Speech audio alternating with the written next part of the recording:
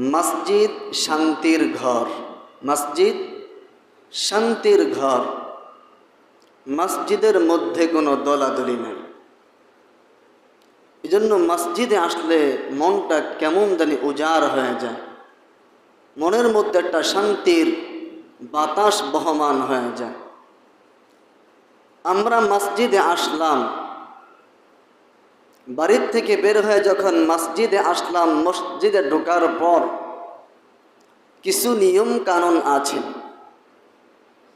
আল্লাহ রসুল সাল্লাল্লাহু আলাইহি ওয়াসাল্লাম তার জীবনটাকে যেভাবে সাজিয়েছে, আল্লাহ রসুল বলেন, হে উম্মতেরা, আমি রাসূল আমার জীবনকে যেভাবে সাজিয়েছি তোমরা ঠিক আমার মতো করে তোমরা তোমাদের জীবনকে সাজাইবা।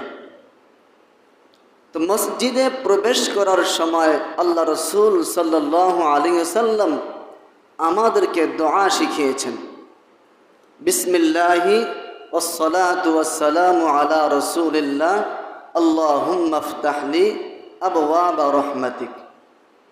রসুল আরবি সাল্লাল্লাহু আলাইহি ওয়াসাল্লাম হাদিসে কারীমার মধ্যে বলেন, যখন কোনো বান্দা বাড়ির থেকে রওনা করে মসজিদ পর্যন্ত আসলো, ডান পা দিয়ে মসজিদে প্রবেশ করলো এবং দোয়া পড়লো, আল্লাহুম্মা ইফতাহলি আবওয়াবা রাহমাতিক, সাথে সাথে ওই বান্দার জন্য আল্লাহ পাক রব্বুল